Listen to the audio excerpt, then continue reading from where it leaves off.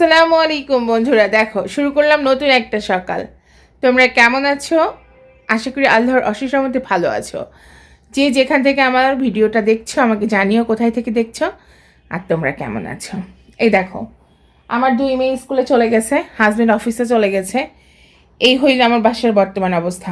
এটা হচ্ছে আমার মেয়ের বেডরুম, মানে দুই মেয়ের বেডরুম। দেখো ওরা গেছে।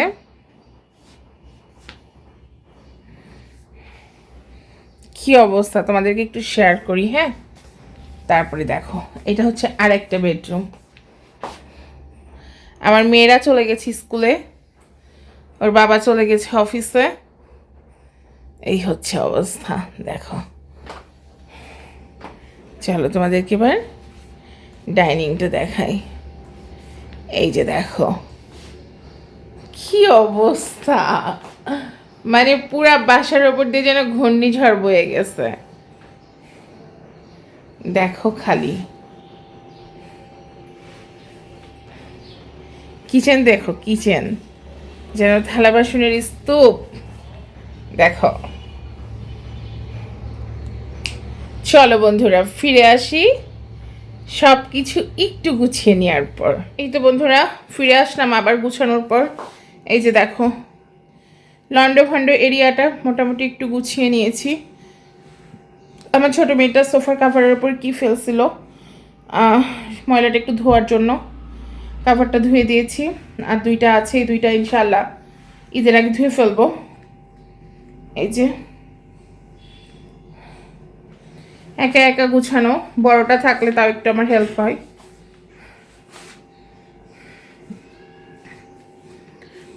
চলো, এই যে রান্নাঘরের অবস্থা। রান্নাঘরে অনেকগুলো থালা বাসন জমেছিল, এগুলো সব মেজেছি। দেখো এগুলো মেজেছি, ওই যে ওখানে কিছু মেজে রেখেছি, এসে গুছাবো। ওই যে কড়াই, শুধু এই মাংসেরটা মাজতে পারি নাই, এটা ভিজাই রেখে দিয়ে গেছি, এসে এটা মেজে ফেলবো আর এগুলো গুছাবো সব। এই যে দেখো, মেয়েকে যেহেতু আনতে যাব, এখন তার সেই পরিমাণ সময় নাই। চলো রুমগুলো দেখিয়ে আসি। এটা হচ্ছে বেডরুম। এই যে দেখো হয়ে গেছে গুছানো, মোটামুটি গুছিয়ে নিয়েছি। এখানে বড় মেয়ের কাপড় চোপড় আছে, সে এসে পড়বে। চলো আর একটু দেখায় দিই। এই যে দেখো গুছিয়েছি, এটা আমার ওড়না।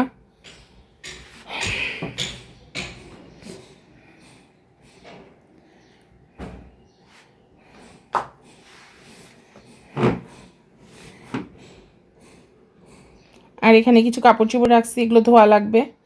আমি স্কুল থেকে বাচ্চাদের নিয়ে এসে ভিজিয়ে দিব অবশ্যই। এই যে কাপড় চোপড়গুলো, এগুলো স্কুল থেকে এসে বাচ্চাদেরকে নিয়ে এসে এগুলো ভিজিয়ে দিব, বুয়া আসবে ধুবে। আর এই যে দেখো গুছানোর পর। চলো বন্ধুরা আজকে বাচ্চাদেরকে নিয়ে আসি, তোমাদের সাথে আমার বাচ্চাদের স্কুলটা শেয়ার করবো, ওকে। দেখো বন্ধুরা, চলে আসলাম আমি আমার মেয়ের স্কুলে। আমার দুই মেয়ে এই স্কুলে পড়ে। আসলে স্কুলে আসলে আমরা নিজেরা স্কুল জীবনটা অনেক মিস করি না? যখন স্কুলে ছিলাম মনে হতো যে না, কলেজ জীবন ভার্সিটি জীবন অনেক মজার, কিন্তু একবার স্কুল থেকে বেরিয়ে গেলে স্কুল জীবনের মতো জীবন আর কখনো ফিরে আসে না। এটাই কিন্তু বাস্তব। আমরা যারা স্কুল জীবন পার করে এখন সংসার জীবনে, আমরা এখন বুঝি কোন জীবনটা সব থেকে বেশি ভালো আর কোন জীবনটা সব থেকে বেশি খারাপ। মেয়ের এখনও ছুটি হয়নি, অপেক্ষা করছি, দেখা যাক কিছুক্ষণ পর আমার মেয়ে বেরিয়ে যাবে। এই যে দেখো নিম্মি চলে এসেছে। নিম্মি এসে বের হয়ে এসে বলে আম্মু খেলবো, আম্মু খেলবো। ওকে তো আর দোলনায় উঠতে দিবে না, এখন আমাকে যেতে হবে বলার জন্য যে ওকে একটু বসতে দাও, ওকে একটু বসতে দাও। দোলনা খেলা হয়ে গেছে, আবার যাবে, মানে সে ঘুরে বেড়াচ্ছে, স্লাইডারে খেলবে, স্লিপারে খেলবে, সব জায়গায় খেলবে। আমি একটা ঝাড়ি দিব তারপরে আসবে, এমনি এমনি তো আর আসবে না, কথাও শুনবে না। তোমাদের বাচ্চারাও কেমন করে, এই যে ঝাড়ি খাইছে, ঝাড়ি খেয়ে এখন দৌড়ে দৌড়ে আসতেছে। দেখো আবার দাঁড়ায় গেছে। অবশেষে ওকে নিয়ে রওনা দিলাম। ঝাড়ি খাওয়ার পর রওনা দিলাম বাসার উদ্দেশ্যে। ভালোভাবে বললে তো শুনবে না, খেলতেই থাকবে সারাদিন। চলো বাসায় যাই, বাসায় যেয়ে কথা হচ্ছে তোমাদের সাথে।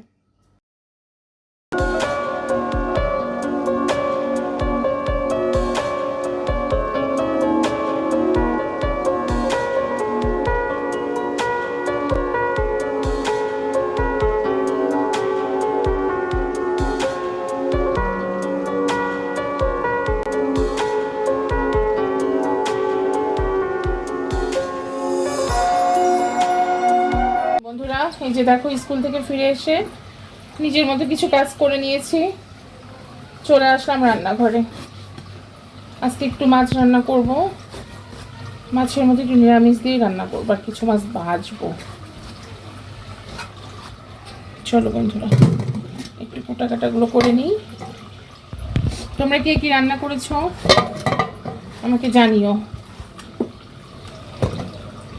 আর যদি ভালো লাগে অবশ্যই পাশে থাকবে, একটু লাইক আর কমেন্ট করে দেবে। ওকে, ঠিক আছে, চলো সবজিগুলো কেটে নিই।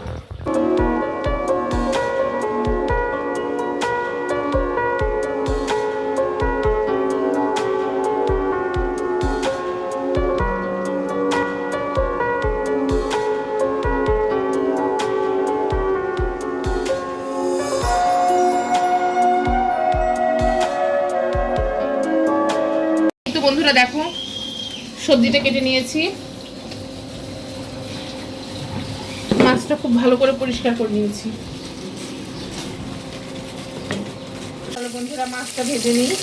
মাছটা আমি একটু হলুদ লবণ মাখিয়ে মাছটা মানে ভাজতে বসাই দিয়েছি। হ্যাঁ, একটু ভেজে নিয়ে রান্না করবার। মাছ কিন্তু আমি একটু কড়া করেই ভাজি, বুঝছো, একদম কাঁচা কাঁচা করে একটু হালকা ভাজা দিব। ওইটা আবার আমার বাসায় তেমন কেউ একটা পছন্দ করে না। আবার একদম ভাজা খাওয়ার মধ্যে যে মচমচা ভাজা, ওইটাও ভাজবো না, তবে একটু ভাজবো।